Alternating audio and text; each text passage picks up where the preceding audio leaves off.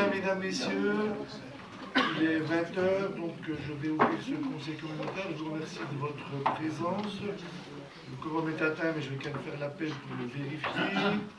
Donc Nicolas Barbe, Présent. Christophe Petit, Présent. Yves Louvrier, Présent. Régine Tissot donne procuration à Yves Louvrier, Laurent Fabre, Oui, présent. Karine Bruchon, Présent.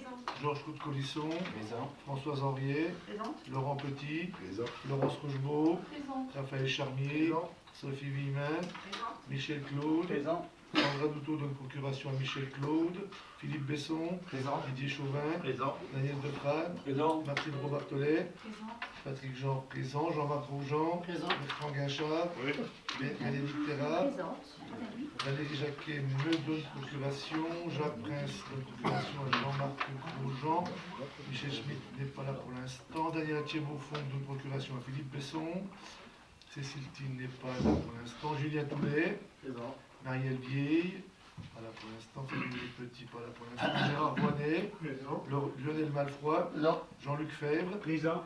Laurence Abernésy donne procuration à Georges Côte-Colisson. Donc le quorum étant réuni, nous pouvons siéger correctement et nous allons ouvrir immédiatement ce conseil communautaire par une délibération finance concernant donc l'attribution des compensations provisoires 2025.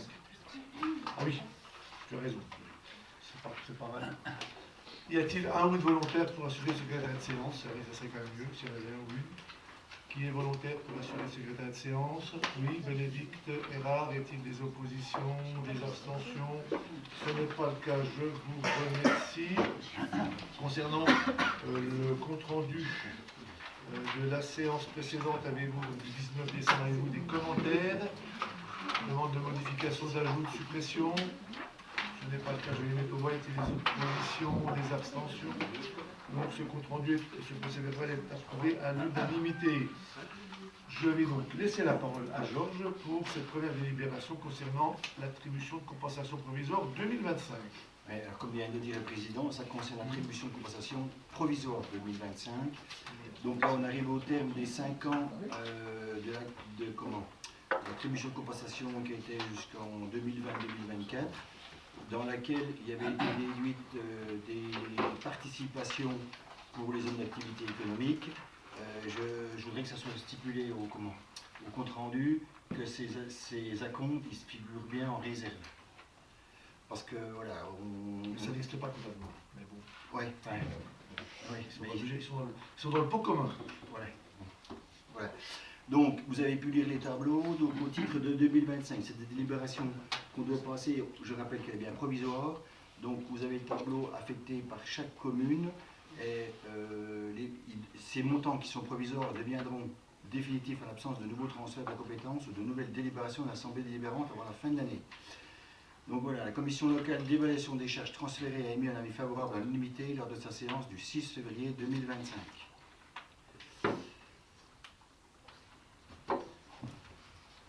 Je ne sais pas si vous avez des commentaires. Vous avez le tableau qui vous est fourni au niveau de la délibération, qui reprend les variations. Je vous rappelle, le principe, c'est chaque fois qu'il y a un transfert de charge d'une collectivité vers la CCGP, eh bien, on diminue d'autant la compensation qui est reversée par la CCGP à la collectivité. Donc s'il n'y a pas de mouvement, il n'y a pas de modification. Là, il y a simplement une adaptation par la fin donc, des contributions par rapport, comme l'a dit Georges, à la quote-part qui avait été prévue.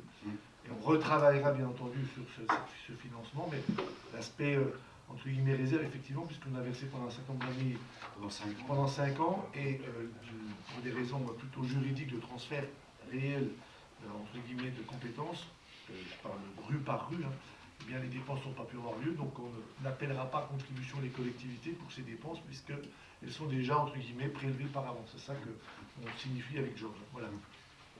Avez-vous des questions par rapport à cette délibération?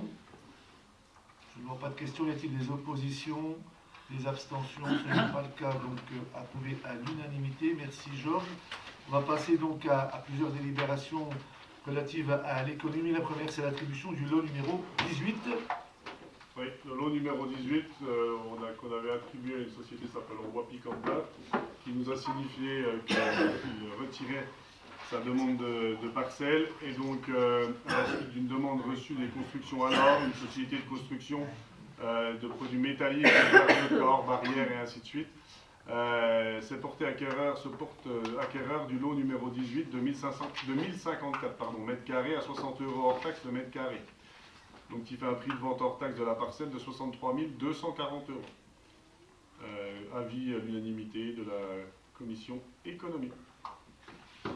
Merci. Y a-t-il des questions, des oppositions, des abstentions? Ce n'est pas unanimité. Le lot numéro 12C.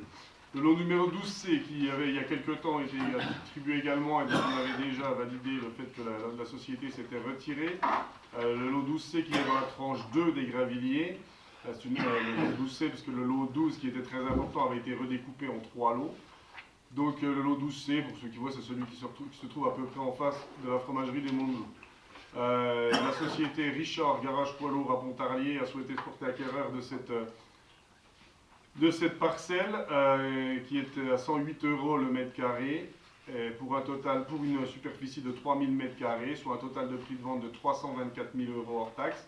La société qui est présente sur la zone des grands planchants et qui souhaite pouvoir avoir un endroit de stockage, notamment pour son matériel de dépannage et pour ses véhicules d'occasion, souhaite acquérir cette parcelle. Avis à l'unanimité de la commission économie. Y a-t-il des questions? Aucune opposition, abstention? Ce n'est pas le cas. C'est l'unanimité. Création d'un label entreprise Grand Pontarlier Excellence. Oui, nous avions souhaité mettre en valeur les entreprises du territoire de par leur activité et par leur savoir-faire. Nous avions pris cet engagement il y a quelques années en disant qu'il serait bien que nous fassions de la communication autour du savoir-faire de nos entreprises, qui n'est pas toujours très bien reconnu, très bien connu et très bien reconnu. C'est pour cela qu'on a proposé de créer un label qui s'appellerait Grand Pontarlier Excellence. Donc vous avez tout un tableau qui vous a été transmis pour expliquer quels sont les critères pour répondre à ce label, et on souhaiterait que chaque année, 3-4 entreprises qui seraient candidates, se verraient attribuer un label Grand Pontarlier Excellence, qui serait basé, contrairement à toutes les appellations, labels ou choses comme ça qui peuvent exister déjà, vraiment sur leurs compétences et leur savoir-faire. Ça permettrait pour la collectivité de mettre en avant des entreprises, montrer que notre territoire est un territoire attractif, qu'il est multi-activité, qu'il peut y avoir aussi bien des gens de grande qualité dans l'industrie, dans l'artisanat, dans le commerce, dans tous les domaines de compétences, quelle que soit la taille de l'entreprise. Et puis pour l'entreprise, ça sera de profiter d'une mise en valeur, d'une communication que la collectivité pourra lui apporter.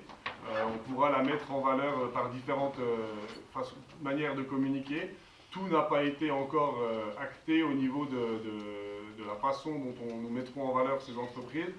Aujourd'hui, nous sommes plutôt sur la partie création du label et du cahier des charges, mais le but étant d'avoir un rapport gagnant-gagnant. Alors qu'on soit très clair, on sait très bien qu'on ne va pas permettre à une entreprise de se développer simplement parce qu'elle obtient un label Grand Pontarlier Excellence Grand Pontarlier, mais ça peut montrer pour l'entreprise son attachement au territoire déjà, et d'une, et ça peut permettre de dire voilà, notre travail de qualité a été reconnu par notre communauté de communes d'accueil, et c'est un plus pour nous. Ils pourront le communiquer, afficher le label sur toute leur communication.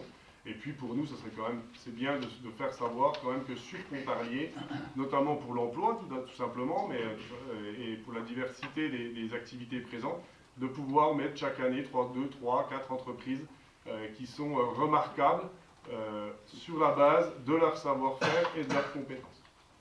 Voilà. Après, je veux bien répondre aux questions, mais je sais que vous avez pu consulter les critères, le cahier des charges, la convention qui nous liera, pour permettre la création de ce label entreprise. Merci Bertrand. Oui, oui. Je peux répondre aux questions qui ont là. Oui, enfin, je pense que tu as fait un lapsus, tu as parlé des entreprises de Pontarlier. On parle bien des entreprises du Grand Pontarlier. Oui, bien sûr. Grand Pontarlier, excusez-moi. Mais bien sûr qu'ici, on parle toujours du Grand Pontarlier. Voilà. Excuse-moi pour le petit lapsus. Excellence Grand Tu as raison. D'ailleurs, ça s'appelle Excellence, Grand Pontarlier Oui, Excellence. bien entendu que toutes les entreprises de la communauté de communes sont concernées, qu'elles se trouvent au Verrières, à Chaffois, à Doubs, à Pontarlier ou ailleurs. Oui. Oui, Gérard déjà, Bonnet. sur le nom au label, il ne s'agit pas d'un label, puisqu'un label, c'est certifié sur la base d'un cahier des charges, et toutes les entreprises qui répondent à ce cahier des charges doivent pouvoir obtenir le label. Donc pourquoi n'en choisir que 2 ou 3 par an? Donc ça n'est pas un label, c'est un trophée, une distinction annuelle. Voilà. Donc déjà, il y a un problème quand même sur le nom, sur le titre. Deuxièmement, dès lors qu'on délivre un label ou quelque chose, ça veut dire qu'on se définit comme organisme certificateur. Quelles sont les compétences de la communauté de communes pour certifier la compétence d'une entreprise? J'avoue qu'on peut chercher aussi. Donc ce qu'on voit, l'intérêt pour les entreprises est à peu près nul. Et donc hormis le fait qu'on aura des photos dans le journal, on ne voit vraiment pas à quoi ça peut servir.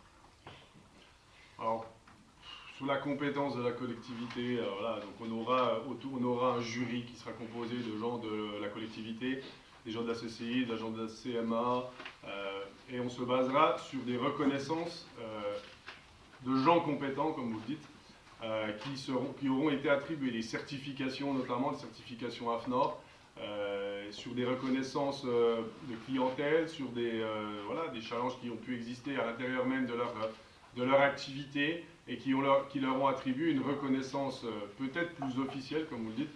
Mais nous, ce qu'on veut, c'est justement mettre en avant ces entreprises qui ont fait l'effort de travailler sur l'aspect qualitatif, l'aspect environnemental, l'aspect adhésion à des politiques intercommunales que nous souhaitons mettre en place. Voilà, tous ces éléments font qu'on reconnaîtra. Nous, on ne sera pas là, on n'est pas des juges, on sera là pour constater que ces personnes répondent à un cahier des charges. C'est sûr qu'on ne va pas aller, nous, vérifier la compétence et la qualité du travail effectué. Ça aura été fait par d'autres, par des organismes certificateurs avant, et ainsi, nous le constaterons, et une fois que nous l'aurons constaté, nous rentrerons dans le tableau. Si ça correspond aux attentes que nous avons, nous délivrerons le certificat, le label aux entreprises concernées. Maintenant, on a eu la discussion en commission sur le mot label. Vous avez raison, le mot label, on dit que voilà, après le concours, c'est à la fois les deux. Moi, je dirais que ça peut être les deux. On peut utiliser l'Atlantique qu'on veut, mais le principal, c'est que c'est une reconnaissance, que ça dure sur 5 années. Hein, pour une entreprise qui obtiendrait le label, ça dure sur 5 années. Elles n'en tireront aucun profit, c'est vous qui le dites. Pourquoi pas? Nous, ce qu'on voudrait, c'est qu'elles puissent en tirer un peu profit. Et contrairement à ce que vous sous-entendez, ce n'est pas juste pour être pris en photo avec des entreprises dans le journal. Il y a plus d'intérêt, on a plus de chances. Ça ne coûte rien à la collectivité, si ce n'est le temps de travail qui a été fait pour travailler ce label. Il n'y aura pas de manifestation, si ce n'est la remise du label, il n'y aura pas d'extravagances qui seront faites financièrement pour ce label. C'est une idée que nous lançons. Nous verrons comment les entreprises vont réagir à ça. Pour en avoir déjà discuté avec quelques entreprises, certaines seront toutes contentes de pouvoir postuler et être récompensées et être reconnues par la collectivité, et pour montrer leur attachement au territoire d'accueil de leur entreprise. Donc voilà, il n'y a pas un risque pour la collectivité, les entreprises adhéreront pas. Le seul risque, c'est de nous être trompés, puis de dire que ça n'intéressera pas les entreprises, mais vous inquiétez pas, je serai le premier à venir ici devant tout le monde dire on s'est trompé, ça ne correspondait pas à les attentes. Mais j'y crois pas, je crois vraiment qu'il y aura la possibilité de mettre en valeur des entreprises et que ces entreprises-là sauront reconnaître l'intérêt de cette reconnaissance. D'autres prix, alors moi je n'ai rien à rajouter à ce que dit Bertrand. Je crois qu'au-delà de la discussion sur un mot, je pense que c'est plutôt la philosophie qu'il faut retenir, et la philosophie c'est bien de mettre en valeur, c'est le savoir-faire et le faire savoir. Et c'est un des moyens de faire savoir quelles sont les entreprises qui sont particulièrement intéressantes par leur savoir-faire, justement, par leur niche, parfois qu'elles développent dans leur particularité, dans leur spécificité d'activité. C'est une manière aussi de les reconnaître et de le faire connaître également. Et on a rencontré récemment une entreprise en particulier qui disait ça lui apportera rien d'un point de vue commercial parce que c'est vraiment une entreprise qui travaille sur l'international, donc c'est pas ce label ou cette reconnaissance, peu importe le mot, de la CCGP qui frappe. Sauf que, vous savez, ça pourrait peut-être aussi simplement faire savoir à des jeunes ou des moins jeunes qui sont sur le territoire de la CCGP, du Haut-Doubs, du département, qui est une entreprise qui a une reconnaissance par la collectivité. Donc voilà. Après, comme l'a dit Bertrand, s'il n'y a personne, mais il n'y aura personne. Et, voilà. On dira on se tromper. Voilà. Mais il y a aussi, par exemple, mettre en valeur des entreprises qui ont des emplois spécifiques aussi dans leur entreprise de par leur technicité et qui peut-être ne sont pas assez connus et que peut-être des jeunes qui quittent le territoire pour aller chercher un emploi sur d'autres secteurs alors que parce qu'ils ne pensaient pas que leur métier était disponible sur Pontarlier. Ça permettra peut-être de faire savoir aussi que voilà, des métiers de haute technicité sont recherchés sur le territoire et qu'il n'y a pas forcément besoin d'aller chercher plus loin ce qu'on pourrait avoir à côté de chez soi. Il y a de nombreux vecteurs de communication qui peuvent être intéressants. Voilà, y a-t-il d'autres prises de parole, questions, remarques? Ce n'est pas le cas, donc je vais mettre au vote. Y a-t-il des oppositions? Donc 2 oppositions, 3 oppositions, des abstentions? 1 abstention, donc vote à la majorité, je vous remercie. Majorité à la commission également. Et majorité à la commission, merci. Subvention 2025 pour la Fédération Commerce Artisanat Grand Pontarlier. Oui, Fédération Commerce Artisanat Grand Pontarlier, la fédération qu'on connaît bien, hein, qui regroupe les artisans commerçants de toutes nos communes. Donc vous avez le tableau qui relate le nombre d'adhérents qui est de 465 pour l'instant en 2025. Hein, donc vous voyez que c'est quand même en progression chaque année. Donc 2025 on est qu'à 465 mais l'année n'est pas finie. Je ne vais pas vous relater tout ce qui est fait et puis tout ce que la fédération peut partager sur le territoire, le nombre de soutiens aux manifestations qu'ils peuvent apporter.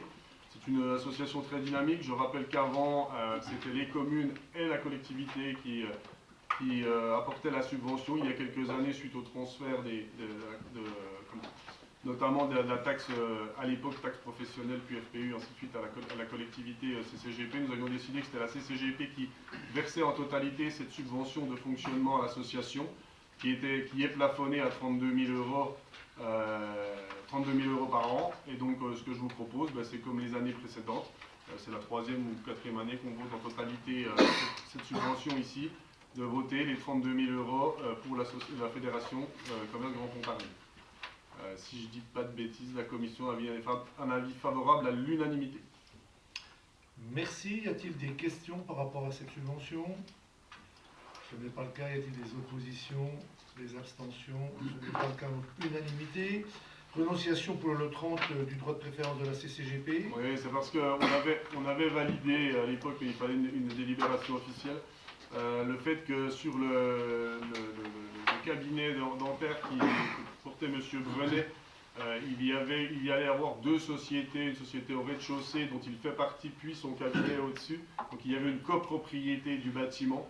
Et comme le règlement de la zone ne permet pas de revente de parcelles et d'endroits sans que la CCGP ait une préférence de rachat, nous renonçons à notre préférence de rachat pour permettre cette vente et que ce bâtiment puisse se faire en copropriété avec à l'étage les dentistes Brenet et ensuite au rez-de-chaussée d'autres activités liées à la santé et aux dentaires.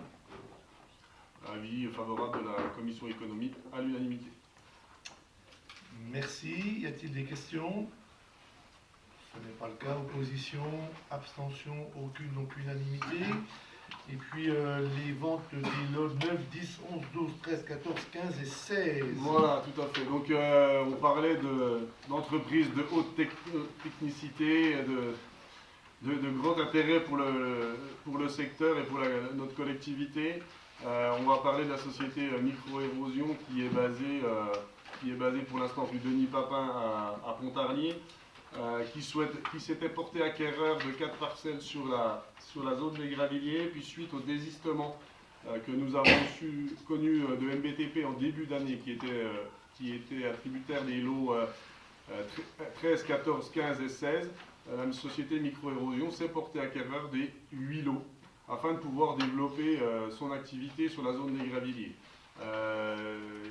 Suite aux différentes études de terrain, il y a eu une mauvaise surprise pour la société, qui fait qu'ils ont découvert des dolines sur les lots 15 et 16, qui empêchent quasiment la totalité de la construction sur le lot 16. sur la moitié du lot 15. Donc sur le lot 16, on ne pourrait quasiment pas, sauf d'engager des frais, mais beaucoup plus importants que ce qu'on peut entendre à droite à gauche sur des mauvaises qualités de terrain. Mais là, c'est vraiment des terrains qui ont été creusés par la main d'homme et qui ont rendu ces terrains vraiment pas non constructibles, n'est pas le mot, mais difficilement constructibles. De plus, comme la grandeur de cet achat, 12 000 m² est très important, nous avions, comme nous l'avons déjà fait lors de la tranche 1, pour un achat très important qu'avait fait à l'époque IFI Filter, il nous a été demandé de voir si un aménagement du prix pouvait être fait. Et puis, il y a également aussi, et il ne faut pas se le cacher, un intérêt très important pour la collectivité de conserver sur le territoire de la CCGP, mais également sur le territoire français, parce que ça pourrait aussi traverser la frontière. Une demande de négociation de prix avait été faite par la société Micro-Érosion par rapport aux 108 € qui étaient proposés au départ. En tenant compte de tous ces éléments, en faisant des calculs par rapport à la non-constructibilité d'une parcelle et demie, par rapport à la taille de la surface demandée de 12 000 m² et par rapport à l'intérêt pour la collectivité de faire des efforts pour conserver une activité industrielle. Je vous rappelle qu'on a quand même très peu de demandes d'activité industrielle de cette qualité sur le territoire. Une société comme Micro-Érosion qui travaille, Patrick en parlait, c'est d'eux dont il parlait tout à l'heure, en disant qu'ils travaillaient beaucoup à l'international, travaillent beaucoup surtout dans des domaines très, très importants comme le médical, où ils sont médical, aéronautisme, espace, enfin voilà, il y a beaucoup de domaines très pointus sur lesquels ils travaillent, où ils sont même les numéros 1 au niveau mondial, parce que ils sont sur des marchés de niche où il y a beaucoup de travail en amont de recherche-développement, qui leur assure, une fois qu'ils ont trouvé les produits, des marchés sur du long terme. Mais il y a beaucoup d'investissements sur la recherche-développement, ce que ne font pas toujours les très grosses entreprises.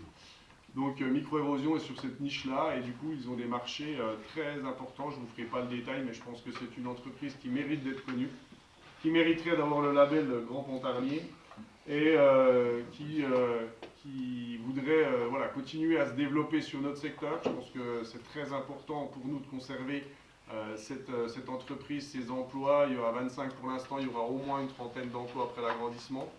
Et puis, ils ont surtout l'obligation, pour 8 parcelles, ce que j'ai oublié de dire au départ, c'est qu'ils ont une obligation par leur marché d'avoir une capacité de doubler leur surface en cas de demande du fournisseur. Donc il faut absolument qu'ils puissent avoir une réelle. Aujourd'hui, ils vont construire sur un peu plus de la moitié de la part des 8 parcelles qu'ils vont prendre. Mais par contre, ils doivent avoir la possibilité, dans le luxe, c'est notamment dans le luxe où ils leur imposent, de pouvoir être en capacité de doubler leur surface d'entreprise au cas où le marché évoluerait, si le marché sur lequel ils ont répondu prenait. Donc voilà, pour toutes ces raisons... ils ont été lauréats d'un appel à projet national. Ils ont été lauréats d'un appel à projet national, ce qui a aussi bousculé un peu les choses, parce qu'il faut absolument qu'ils puissent construire rapidement.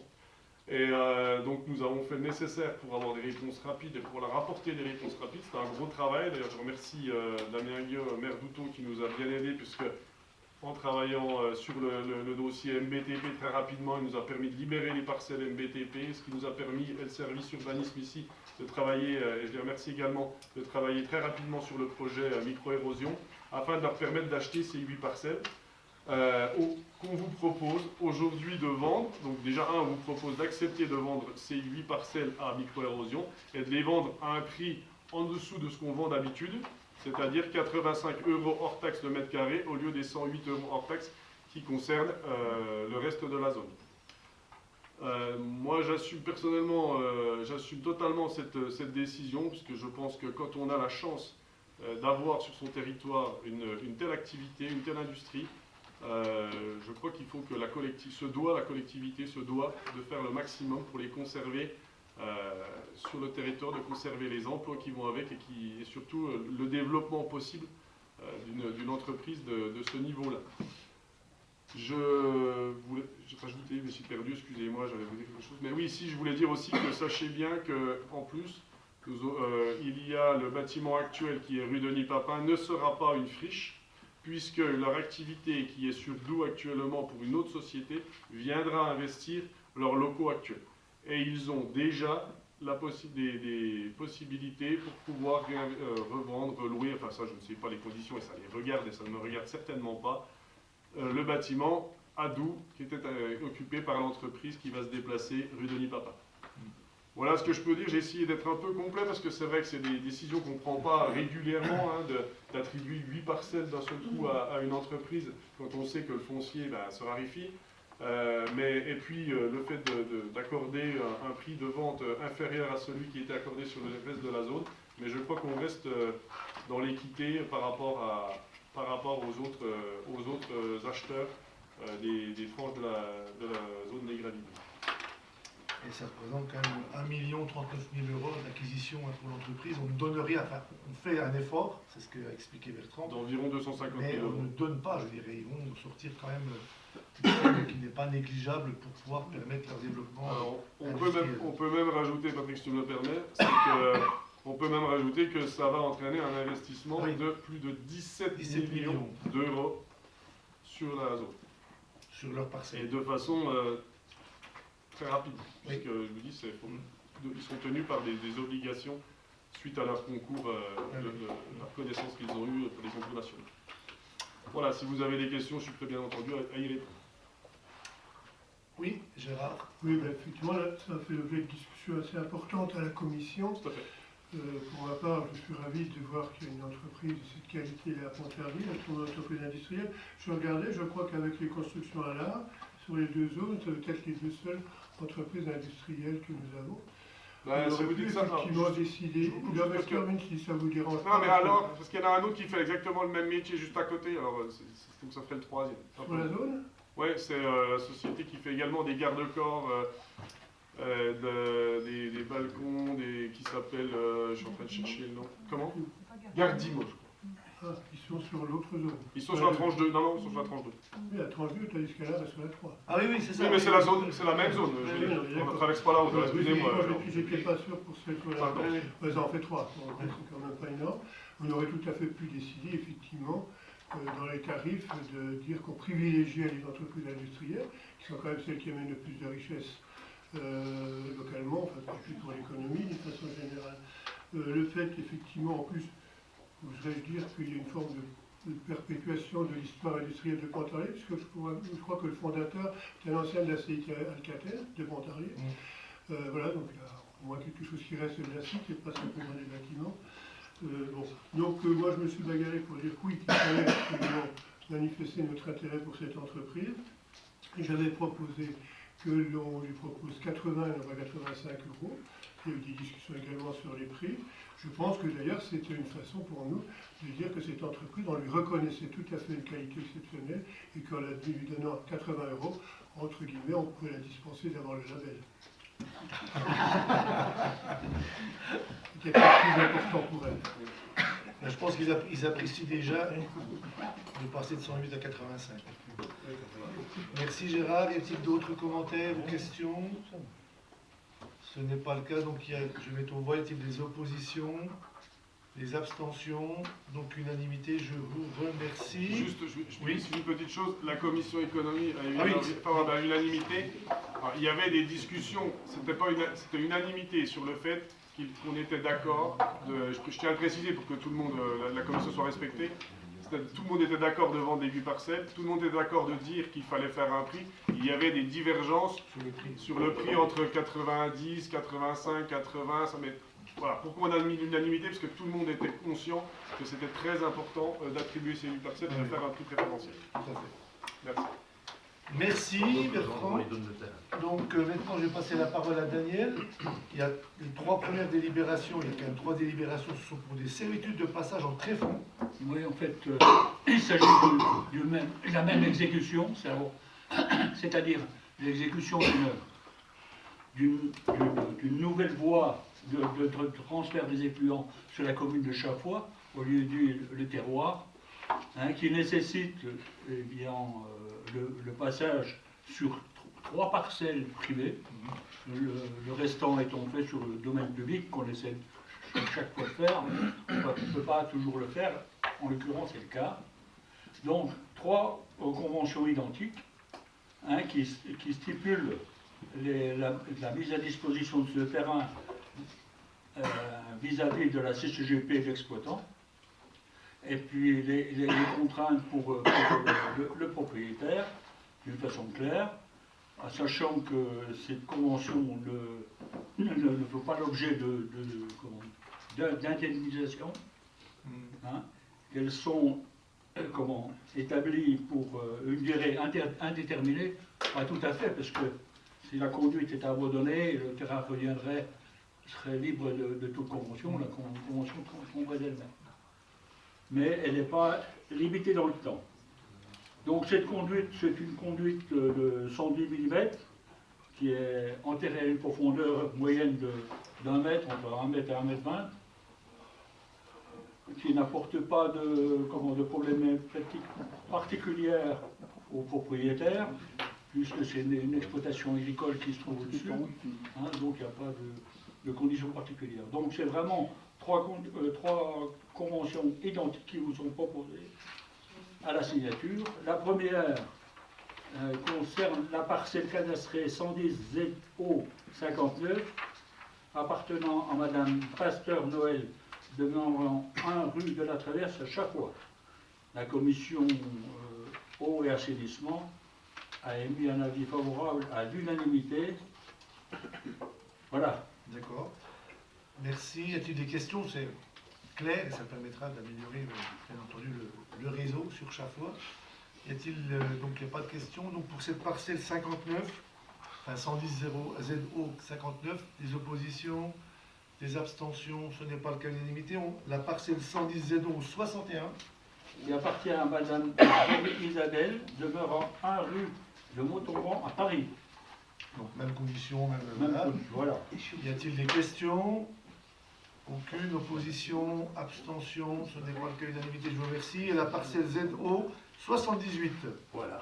On change un petit peu parce que le propriétaire est chapeauillard. Il s'agit de M. Louis Péclet, demeurant 80 rue Royale à Chaffois. Voilà, donc même condition que les deux précédentes. Y a-t-il des questions? Aucune opposition, abstention, aucune, donc unanimité. Je vous remercie. On passe maintenant à la convention sur les conditions administratives financières pour le transport et le traitement des eaux usées de la commune de Sainte-Colombe, dont nous avions déjà un peu parlé.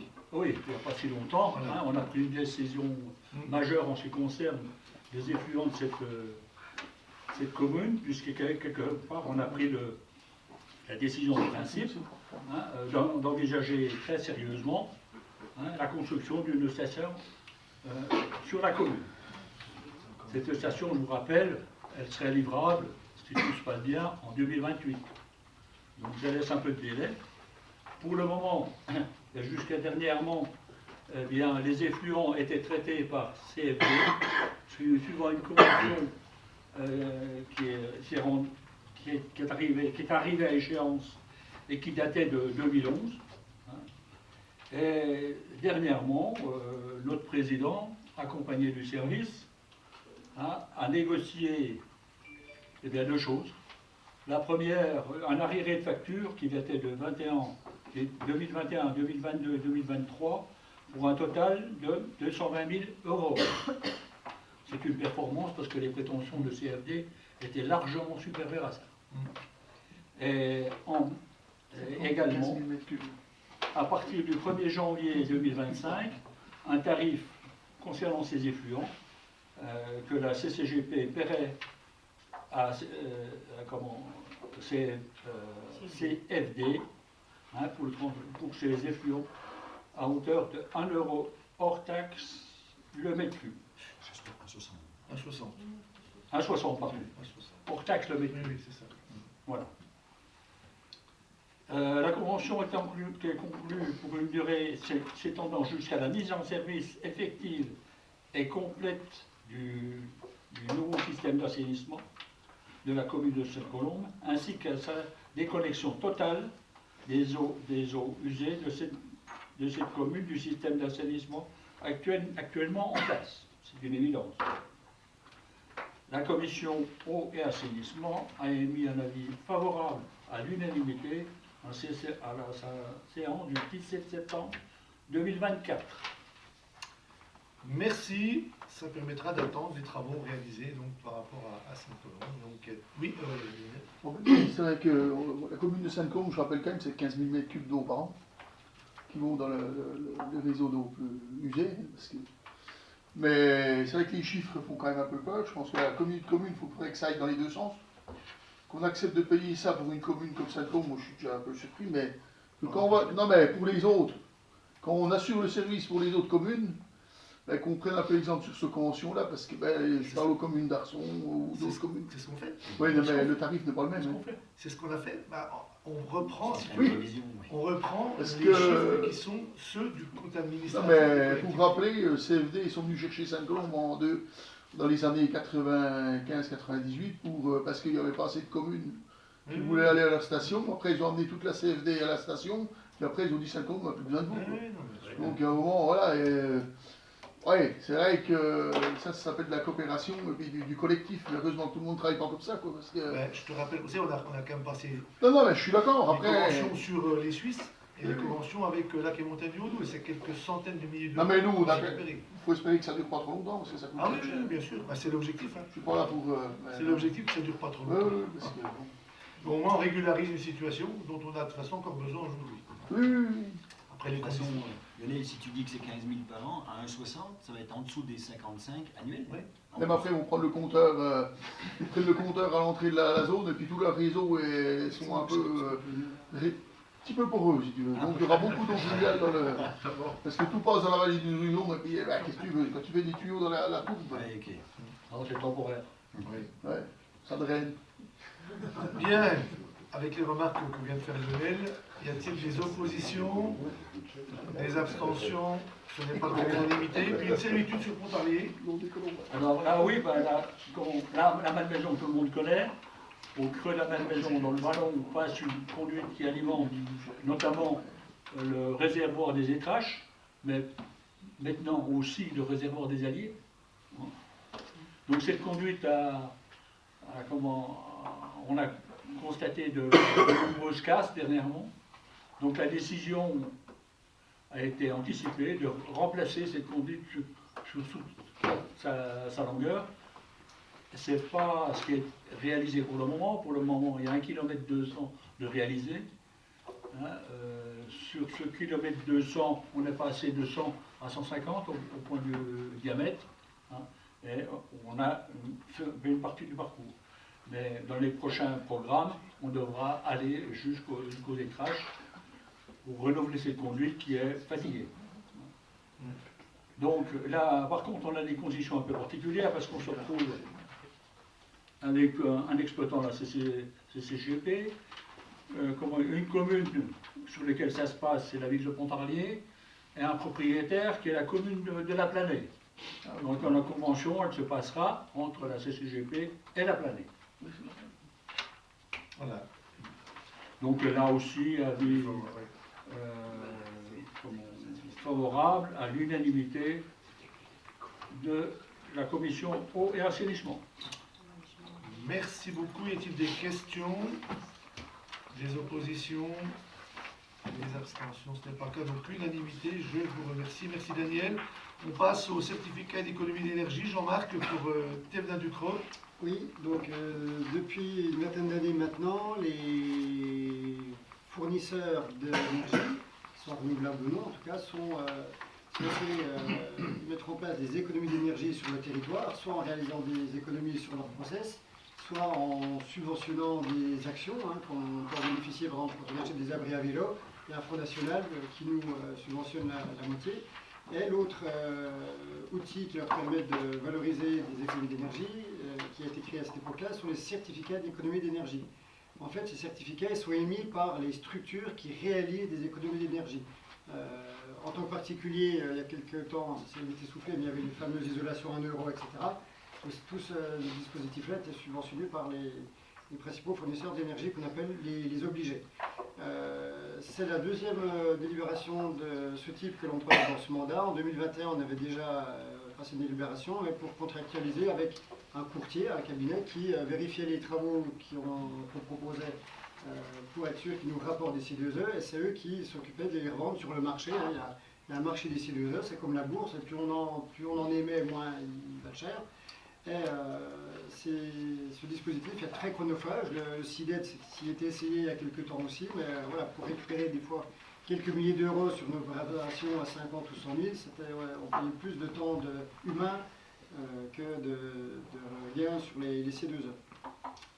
Ce qui nous a quand même permis d'avoir, nous, ville ou CCGP, des C2E sur notamment la rénovation de l'éclairage public ou l'installation de variateurs sur les pompes de la DEA en 2021 et 2022.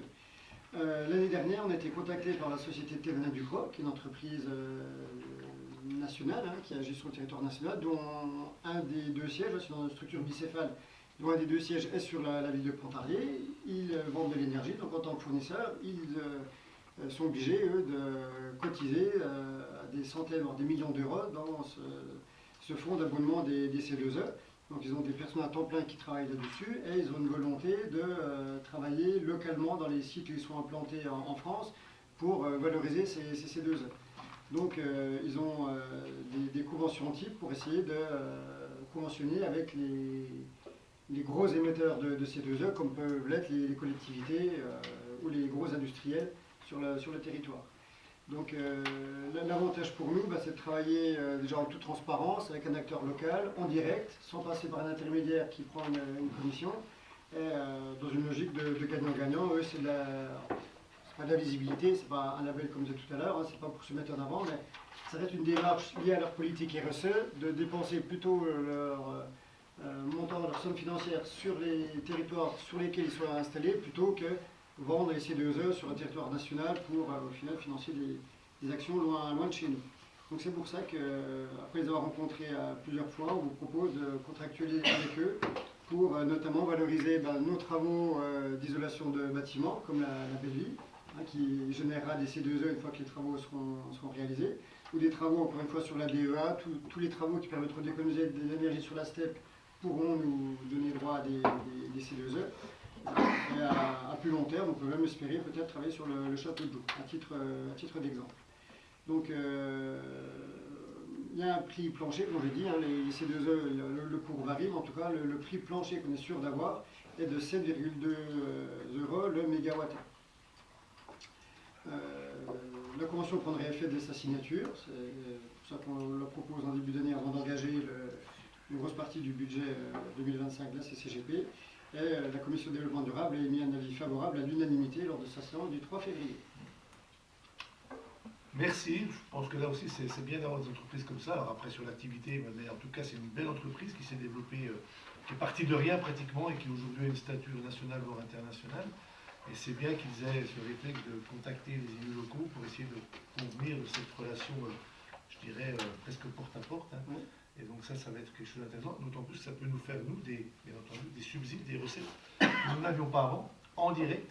On pourra leur présenter des projets en direct. Là aussi, ça va faciliter les choses, les intégrer aussi qu'ils nous disent dans quel domaine, sur quelle éligibilité peuvent rentrer, quelle assiette éligible pour nos projets. Je pense que c'est une belle opportunité qu'on a et qu'on nous propose avec cette convention. Y a-t-il des questions? Oui, Gérard? Oui, ce n'est pas le fait que ce soit Thévenin Ducrot ou quelqu'un d'autre, mais je suis contre le principe des certificats d'économie d'énergie qui au niveau mondial sont une immense arnaque qui permet à des entreprises de polluer gratuitement parce que d'autres ont fait des économies. Donc je voterai contre. C'est votre position. Il n'y a pas d'expression dans une salle de conseil, monsieur. Non, mais ça, je vous le rappelle quand même. Bien. Eh bien, donc, je vais mettre aux voix. Y a-t-il des oppositions? Donc, une opposition. Des abstentions. Donc, vote à la majorité. Merci Jean-Marc. On passe à Jean-Luc Fèvre pour des délibérations. Donc la première concerne la subvention annuelle, on va dire pas habituelle et annuelle, voilà, pour le Tour du Doubs. Donc le Vélo-Club Morteau-Mauvenois organise donc pour sa 40e édition, l'édition du Tour de Doubs, épreuve donc cycliste de niveau international mais il y a une nouveauté cette année. Ça sera au départ de Pontarlier et non à l'arrivée comme les 2 dernières années, on arrivait au Gonfet. Donc là, ça sera au départ de Pontarlier, donc le 20 avril, on peut dire la date. Hein.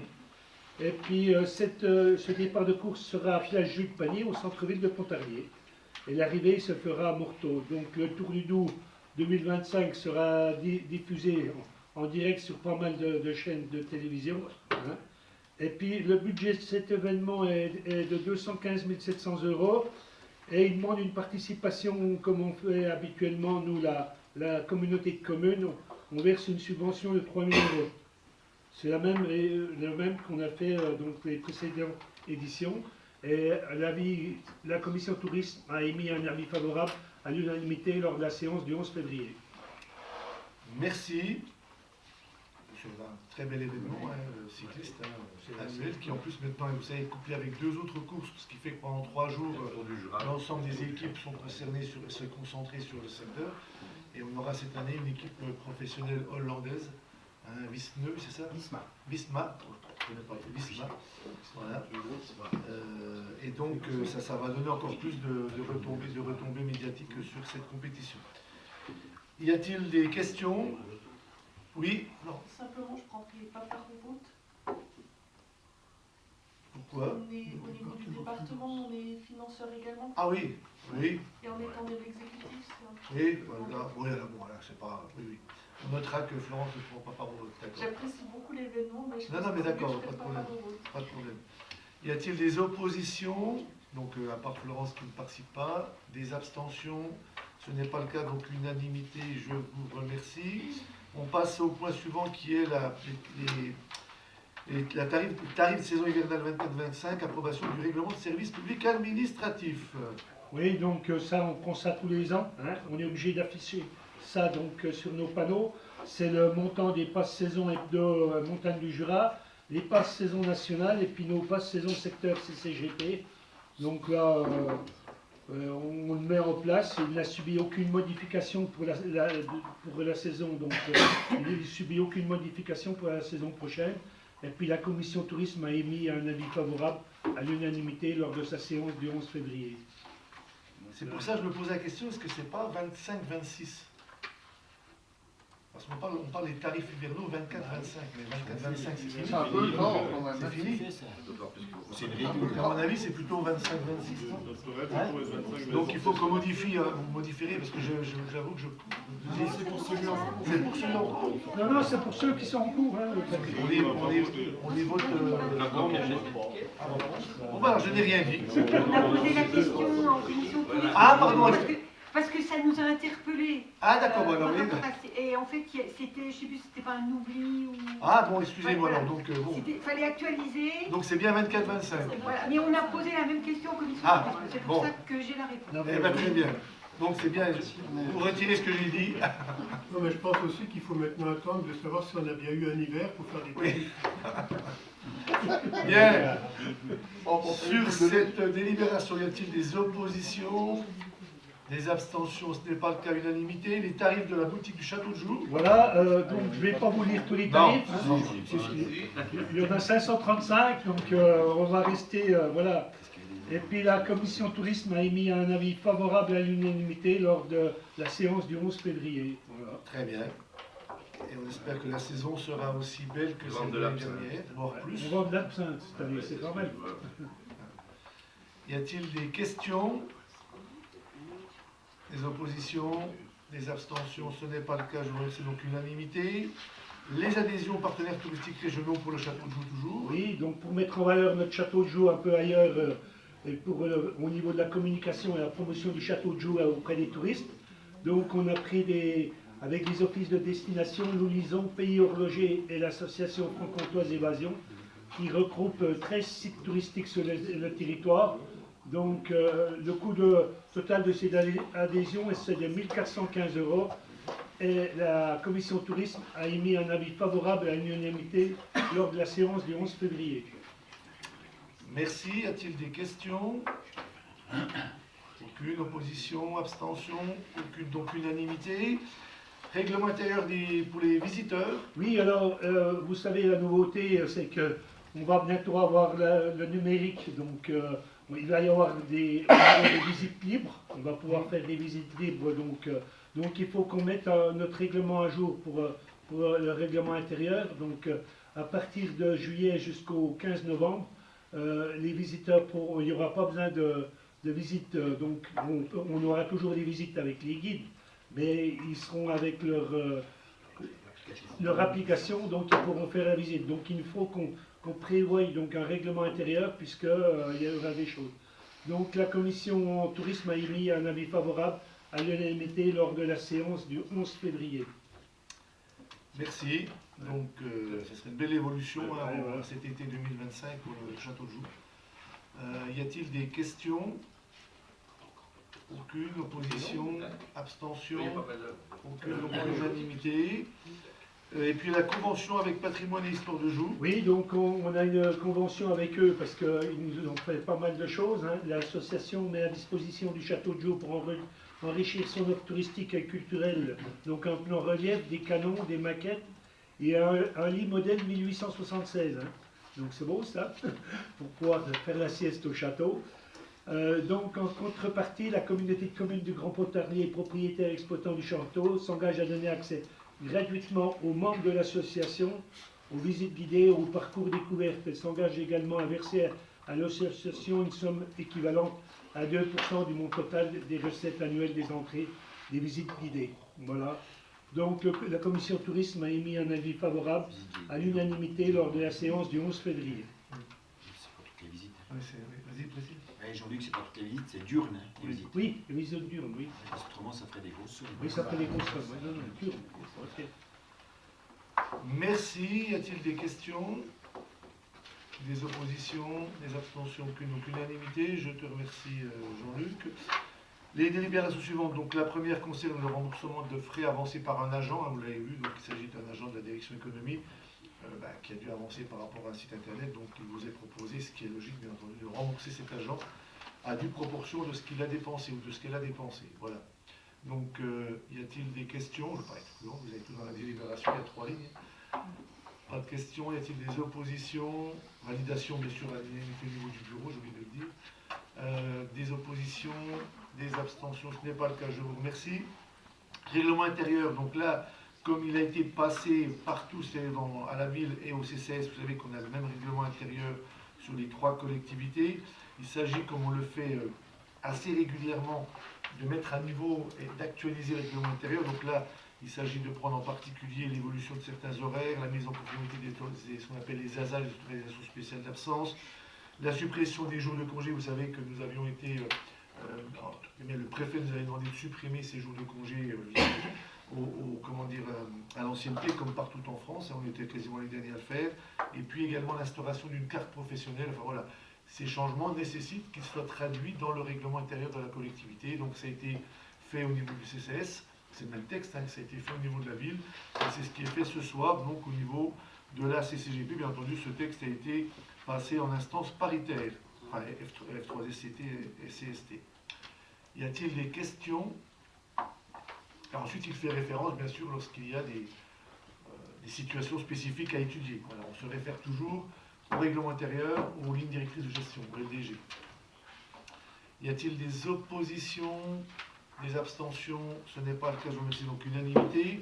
Vous avez ensuite le tableau des tarifs de la DRH, alors qui sont, c'est vrai, relativement peu utilisés, mais en tout cas qui doivent exister au cas où nous devions facturer la mise à surtout pour des mises à disposition extérieures, bien sûr, pas pour nos communes, puisque ni pour la ville, ni pour les 9 autres communes, mais c'est bien pour des mises à disposition extérieures éventuelles. Il nous faut ces tarifs pour les pratiquer le cas échéant. Voilà, donc ça a été acté à l'unanimité également par le bureau du 16 janvier. Et ça a été également présenté au CCS et à la ville de Pontarlier. Avez-vous des questions? Des oppositions? Des abstentions? Ce n'est pas le cas, je vous remercie. Vous avez ensuite, suite à la mise en œuvre de la M57 qui a remplacé la M14, donc avec des nouvelles nomenclatures comptables d'articles et autres, et la création du budget annexe de la DGD, une obligation très administrative et comptable et qui s'impose à nous, de modifier la convention qui lie la ville, la CCGP et le CCS au COS. Hein, donc c'est ce qui est, décrit dans cette délibération. Donc c'est une convention qui actualise surtout le rappel comment on appelle ça, je cherche le terme, des natures, voilà, comptables qui sont prises en compte, en particulier, vous l'avez vu, pour les assistantes maternelles, mais également pour le budget annexe de la DGD. Voilà, c'est une simple mise à niveau administrative qui ne modifie pas, bien sûr, la contribution des collectivités au CCAS. Voilà. Y a-t-il des questions? Donc, unanimité. Qu'est-ce que j'ai dit? Ah, au COS. Pardon, le CCS cotisant lui-même au COS. Le bureau a émis un avis favorable à l'unanimité. Y a-t-il des questions? Aucune. Opposition? Abstention? Ce n'est pas le cas, donc unanimité. Une convention donc, pour un groupement de commandes concernant donc, le RDBA, donc le rendez-vous animation. Alors, il y a 2-3 explications. On a dû faire face plutôt à une double évolution. Première évolution marquante, c'est la disparition de Mili, qui était une des sociétés de distribution gratuite toute boîte aux lettres. Ce qui fait que la Poste a récupéré le marché, mais est en grande difficulté pour assumer et assurer la distribution dans des conditions qui soient, je dirais, acceptables et surtout régulières. Deuxième évolution conséquente, c'est celle que nous connaissons toutes et tous, c'est l'augmentation des coûts d'impression qui ont augmenté d'une manière exponentielle depuis 2022 et surtout en 23-24, ce qui fait que ça a amené la direction de la communication et des relations publiques à proposer une évolution sur le RDBA. Donc cette évolution se traduira par la distribution, ou la diffusion plutôt que la distribution de 5000 exemplaires papier, qui seront mis à disposition des personnes qui le souhaitent dans des lieux qui seront définis et qui seront communiqués, les mairies, les bibliothèques, les piscines, enfin la piscine et autres, des lieux publics fréquentés, le CCAS ou autres. Hein. Et puis ensuite la mise en ligne d'une version dématérialisée, donc une version internet si je puis dire, du RDBA. Et il y a toute une campagne de communication qui a débuté. D'ailleurs on avait communiqué lors des vœux à ce sujet-là en particulier, mais ça va se multiplier la communication pour informer qu'à partir du mois d'avril, on n'aura plus la distribution comme précédemment. Tout cela amène donc à revoir la convention et à signer, enfin à vous proposer pardon, le passage de ce groupement de commandes, puisqu'il y aura une répartition à due proportion des événements et des habitants entre la ville et la CCGP, mais qui seront, entre guillemets, moins importants que précédemment, puisqu'on n'aura plus l'impression des 12 ou 14 000 exemplaires, je ne sais plus exactement, mais plus que de 5 000. On n'aura plus la distribution toute boîte aux lettres, on aura simplement l'alimentation, mais ça sera fait en interne, des points de diffusion du RDBA. Voilà, on va tester ça toute l'année et on verra les remontées qu'on aura.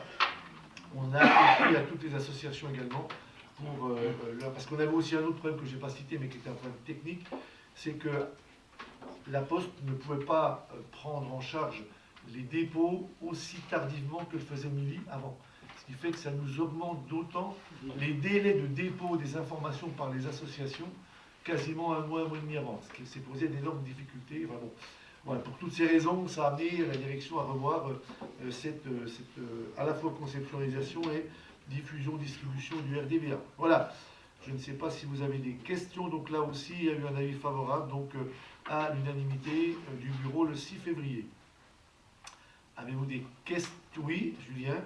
Il était communal, le programme d'animation? Il était déjà... Il était intercommunal. Il était distribué de boîtes aux lettres dans les 10 communes. Oui, oui. Depuis le début du mandat, ou même avant. Oh oui, même avant, hein, je crois. Je crois 2014. Enfin, en tout cas, c'était déjà... Alors, c'est vrai qu'il y a essentiellement des activités et des animations sur la ville, mais il y en a qui sont aussi sur les communes. Voilà. Et ça permettait aussi aux habitants de la CCGP de connaître ce qui se passait sur la ville aussi. Voilà. Il y aurait une information sur le système dématérialisé? Oui, oui. Alors il va y avoir des affichages, il y a sur Instagram, sur SMS Info, sur le site internet de la ville, de la CCGP. Enfin, il y a tout un tas de communications qui sont prévues pour informer. Voilà. On va tester, on va voir. Ouais, voilà. Alors faites-en aussi un rappel si vous le pouvez dans vos différents documents d'information mensuels, trimestriels ou autres que vous avez dans les communes, ou panneaux d'affichage. Si vous avez besoin d'informations, enfin de panneaux, de documents, d'affiches, de flyers, tout ça, il y a des flyers aussi, enfin des informations que la direction de la com peut vous donner. Voilà. j'ai pas mis au vote. Y a-t-il des oppositions?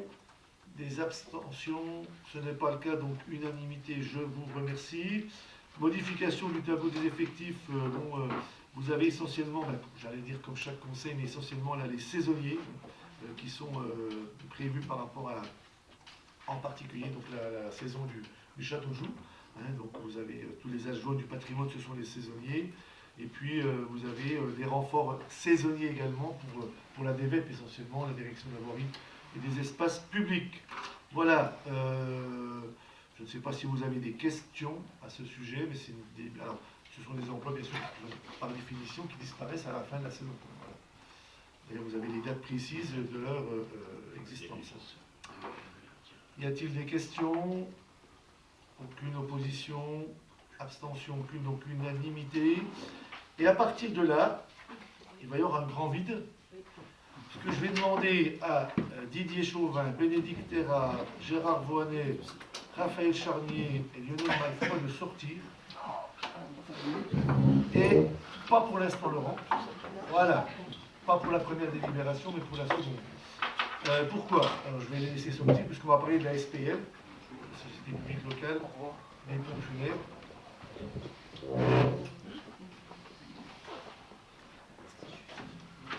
Donc, nous devons être, pour que ça soit valable, nous devons être 18. Alors, vous pouvez compter, nous sommes 18. C'est idiot. Voilà, donc on peut délibérer, on est même 19 pour la première délibération. Voilà, et on sera 18 pour la deuxième, donc on peut voilà.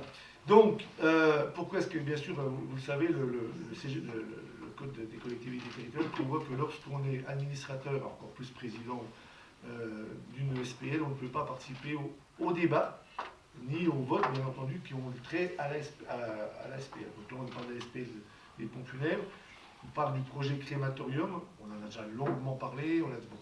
Aujourd'hui, on est dans la phase où, comme on l'avait indiqué, vous savez que c'est la SPL seule qui va porter le projet en fonctionnement et en investissement. Nous n'avons pas le droit d'intervenir directement dans ce projet, comme nous n'étions pas intervenus non plus. La ville, au départ, n'était pas intervenue sur, et la CCGP non plus, sur la construction du funérarium.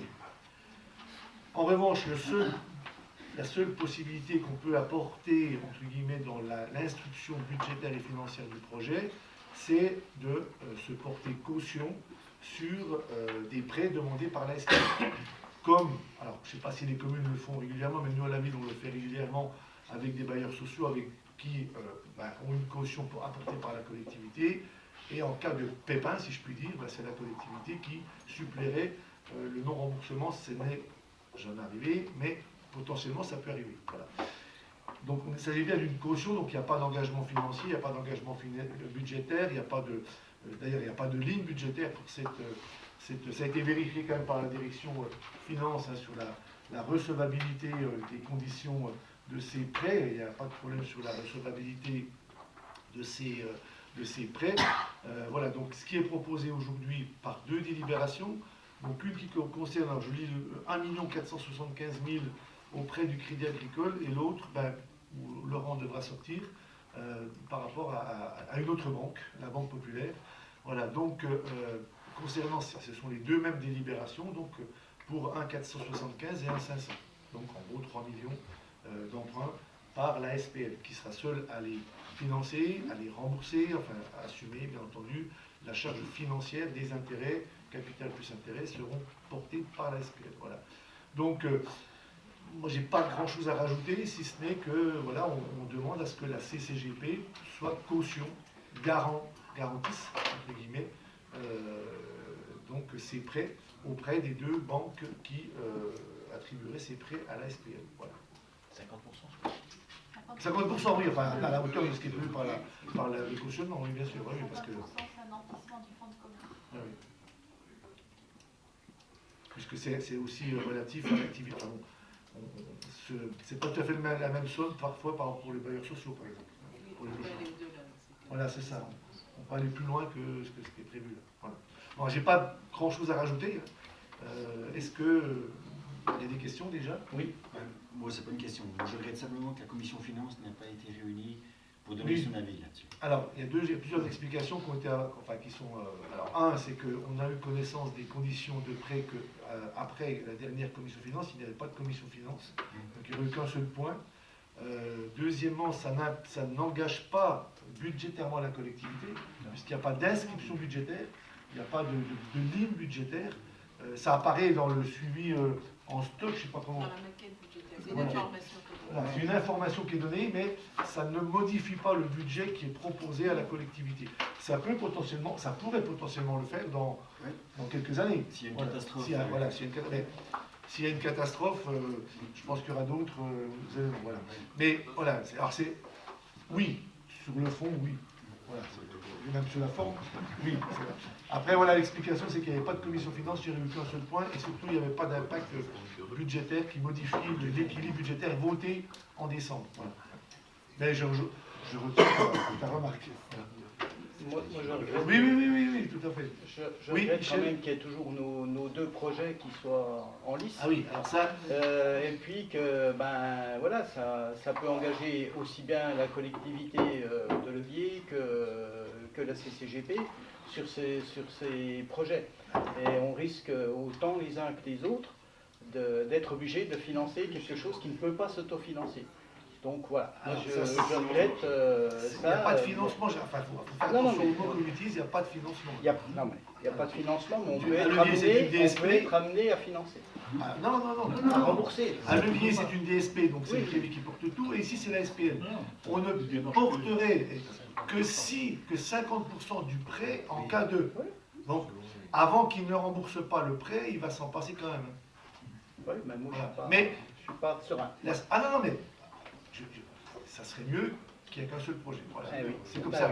Mais là, tout le monde a redécidé. Il y a eu une réunion récemment du conseil d'administration de la SPL, auquel je ne participe pas, mais j'ai été informé par le président, voilà, qui a reconfirmé son. Voilà, donc bon. Mais c'est pas ce soir, c'est uniquement le cautionnement. Voilà. Mais c'est engageant quand même. C'est engageant, c'est. Oui. Je ne sais pas si je peux me permettre de donner un éclairage professionnel. Je ne préférerais pas. Enfin, je ne sais pas. Non, parce que malgré tout, comme tu es. Je préfère éviter tout. Non, c'est juste professionnel. Tu me diras à ce moment-là, après la délibération. Après la délibération ou après. Voilà. Oui, j'ai la même réflexion que Michel. Moi aujourd'hui je regrette parce que j'ai quand même le sentiment aujourd'hui, on parle que du cautionnement, mais qu'on a démarré parce qu'on a une commune à côté qui a démarré. C'est faux. Non, aujourd'hui on a deux structures qui vont potentiellement exister. On sait pertinemment que les deux structures ne pourront pas vivre. Elles vont peut-être pivoter les deux, et globalement, on demande à la communauté de communes de prendre des risques. Ben si. Mais non, parce que s'il y avait une activité, il y aurait une vente de l'actif, tout ça qui rembourserait le passif. Mais non, mais rassurez-vous. Et en plus, je ne peux pas te laisser dire, parce que on l'a déjà expliqué mais à de maintes et maintes reprises. Je suis désolé, mais je ne peux pas accepter que tu dises ça. Je suis désolé. Ça n'a pas été lancé à cause de levier. Dans les statuts, Laurent, dans les statuts, et ça tout le monde le savait, y compris levier, dans les statuts de la SPL qui ont été votés en 2014, je ne sais plus quand, 16, il y a la création du funérarium et il y a la création du crématorium. Donc, je ne peux pas te laisser dire que... Et nous avions commencé, mais la seule chose, c'est que nous, on n'a pas voulu en faire de l'esbouf avant, à travailler sur le projet avant qu'il ne communique. Mais le projet est lancé depuis bien plus longtemps, puisqu'on avait même déjà fait des recherches de terrain, j'avais déjà expliqué, il y a plusieurs mois de cela, donc à un moment donné, il faut accepter les explications. Tu peux ne pas partager une rotation, mais accepter les explications qui sont factuelles, puisqu'un terrain avait été réservé à côté du cimetière des Marneaux. Voilà, donc c'est bien avant, mais bien avant, c'est à la préhistoire de Levier, ça. Bien avant Levier. Donc il faut arrêter de dire qu'on est parti à cause. Non, c'est faux. Le reste, oui, le reste, c'est uniquement là-dessus que je te reprends. Le reste, c'est ton point de vue, je le respecte. Mais on ne peut pas dire qu'on est parti à cause de Levier. Ce n'est pas vrai. Voilà. On a eu connaissance, ou tu ne me diras pas le contraire, on a eu connaissance de l'émergence du projet des crématoriums de Pontarlier. Ouais, je pense que les gens peuvent l'entendre. On a eu la connaissance de l'émergence, enfin, de la possibilité de faire le crématorium à Pontarlier, une fois que le levier est communiqué. Mais ça ne veut pas dire que le projet n'existait pas. Non, mais... Voilà, oui, mais je suis désolé. T'es désolé, moi aussi je suis désolé. Moi aussi je suis désolé. Et c'est confirmé par tout le monde qu'il faut continuer le projet. Donc on continuera le projet. Puis, voilà. Parce que le levier pourra aussi se retirer. Hein. Ah, mais... Voilà, donc, bon. Non, mais... Donc acte. Non, mais honnêtement, on engage de l'argent. Mais je regrette, voilà. Mais c'est comme ça. Oui, mais c'est comme ça, mais je suis d'accord. On ne va pas refaire l'histoire à chaque Voilà. Bon. La discussion est close, voilà. On est d'accord. Non, mais c'est surtout sur la date, c'est ça que je mais... Voilà. C'est faux. Voilà. Bien. On va mettre au... Ah, pardon, Julien, excusez-moi, Julien, je ne vais pas... Oui, non. Non, mais moi je pense que c'est vachement important qu'on appuie, et encore plus parce qu'il y a quelque chose d'autre à côté. C'est-à-dire qu'à un moment, oui, il y a quelque chose de concurrentiel, il y a peut-être un des deux projets qui ira pas au bout, mais en fait c'est important que ce soit Pontarlier qui aille au bout. Donc au contraire, moi, je pense que c'est important qu'on appuie fortement ce projet-là et qu'on y aille, parce qu'en fait il y en a vraiment besoin, et il y a besoin qu'on avance là-dessus. Après, par rapport aux deux prêts, moi je suis quand même attaché au fait que ce soit des taux fixes, parce qu'effectivement ça m'aurait quand même dérangé d'engager la collectivité sur des taux variables. Là c'est des taux fixes, on est sur des remboursements sur 30 ans, ça laisse quand même... voilà, donc je pense que oui, il faut y aller, puis maintenant il faut que ça se mette en place, et nous, il ne faut pas qu'on tremble par rapport à ça, quoi. Ça va bien se passer, puis voilà. Mais on ne peut pas nier le risque potentiel, voilà, mais voilà. Mais moi, je voudrais juste dire une chose, c'est que, déjà, de toute façon, quand on entreprend, quand on investit, on prend toujours un risque. Les entrepreneurs le savent. Et la deuxième chose, c'est que, imaginons, on dise, on arrête. On arrête. Et le levier ne se fait pas. Parce que, pour des raisons, il dépend d'un entrepreneur privé qui, faisant son étude de marché, d'ici quelques temps, dit, ben non, finalement, c'est pas le bon endroit, ça. Qu'est-ce qui va se passer? Eh bien, on est reparti pour 10 ans sans crématorium. C'est-à-dire que c'est la population directement qui sera impactée. Parce que, on sait très bien ce qui se passera, on reprendra le dossier depuis le début, et on repartira pour 10 ans de discussion et de remise en cause et de ceci et de ça. Donc, on a intérêt à continuer à travailler. Et dans l'intérêt de la population, on a intérêt à prendre le risque. Et je vois un élément, alors c'est pas forcément une bonne chose, parce que ça veut dire qu'il y a eu beaucoup de décès malheureusement ces dernières semaines, et on a dépassé pour la première fois 50% de crémation, pour la première fois. Alors c'est pas forcément sur l'année, hein, c'est sur quelques semaines, et c'est pas propre à la zone de Pontarlier. Aujourd'hui, malheureusement, pour les familles qui doivent supporter ce délai, ce deuil prolongé, c'est qu'il faut attendre entre 7 et 10 jours, voire plus. 3 semaines. Voilà, 3 semaines à l'heure actuelle pour pouvoir, entre guillemets... Enfin, donc le besoin il est là. Il est là, malheureusement, en tout cas, le besoin il est là. Voilà, donc... mais c'est la première fois qu'on dépasse les 50%. Voilà. Bon. Il y a le même phénomène sur les régions de Mons, Champagne. Ah oui. Ah oui. Bon. Bien, mais tout est intéressant à entendre. Voilà, je vais mettre aux voix donc cette première délibération. Y a-t-il des oppositions? Une opposition. Des abstentions? 2. 3. Ok, donc majorité. Laurent va sortir. Là, c'est interdit de sortir. Là, il ne faut pas sortir. Comment? Ben, il y a les deux, il y a Christophe et puis les deux Michel. Voilà. Bien, donc c'est là, on va pas refaire, c'est la même délibération, sauf que ça concerne la banque populaire, donc il ne peut pas, bien entendu, voter. Il y a 2 voix. Qui? Michel Claude a 2 voix. C'est ça. C'est bien ça? Oui. Voilà, plus Christophe, ça fait 3. Enfin, je ne me suis pas trompé. Plus une opposition. Voilà. Donc là, j'explique que Laurent est sorti parce que il est de la banque, il ne peut pas participer, enfin, il ne peut pas être présent. C'est pour ça que je n'ai pas souhaité qu'il intervienne. Il nous expliquera après s'il le souhaite. Mais voilà. Donc, je reviens pas refaire le débat. Y a-t-il des oppositions? Donc oui, des abstentions. Voilà, donc pareil. Ok. Donc vous pouvez, donc la majorité. Et donc commencer à déboucher. T'as pas entendu? Déboucher les bouteilles. On entend des bouteilles. Mais là, ils ont eu plus de temps que la dernière fois. Ça se trouve, ils ont tout bu. Ah bon? Ah bon, on avait peur, Julien. Bien. On trouvait le temps long. Et on a mangé de gâteau, on fait que manger. Alors, donc, les deux délibérations ont été approuvées à la majorité. Hein, donc, les deux garanties d'intérêt ont été apportées. Alors, j'avais refusé tout à l'heure, avant la délibération, que Laurent, pour des raisons, voilà. Mais maintenant, Laurent, si tu veux nous apporter, puisque les délibérations sont prises. Non, juste un éclairage professionnel avec l'expérience que je peux avoir. Hein. Une ESPN, donc on est d'accord, c'est une société publique locale qui est détenue à 100% par une collectivité locale. Et ce qui est clairement établi de manière commune, en tout cas avec l'expérience que je peux avoir, hein, il y a systématiquement un engagement de la collectivité qui est derrière. Hein. Alors cet engagement, il peut être de 100% ou de 50%, mais il y a toujours un engagement total ou partiel de la communauté derrière. La raison d'être de cet engagement, elle est double. La première raison, c'est que ça permet de fiabiliser le dossier d'investissement qui porte souvent dans une SPN sur des investissements atypiques. On n'est pas en train de financer une maison au bois de Doubs hein, qui représente une valeur gagiste à elle seule. Financer un crématorium, si effectivement ça ne se passe pas bien, c'est pas facilement liquide, quoi. Voilà. Donc ça fiabilise le dossier. Puis la deuxième raison d'être, c'est que ça permet de faire bénéficier à la SPL des mêmes conditions financières que si c'était la collectivité locale elle-même qui empruntait. La CCGP ayant plutôt une très bonne signature, les conditions octroyées à la CCGP sont plutôt de bonne facture et c'est la SPL qui en bénéficie. Voilà les deux raisons de cet engagement. Voilà, merci. Donc voilà, et on arrive à la dernière délibération qui est donc celle concernant les comptes rendus des décisions prises depuis le dernier conseil communautaire. Appelle-t-elle de votre part des questions, des compléments d'information? Oui, pardon Julien, oui.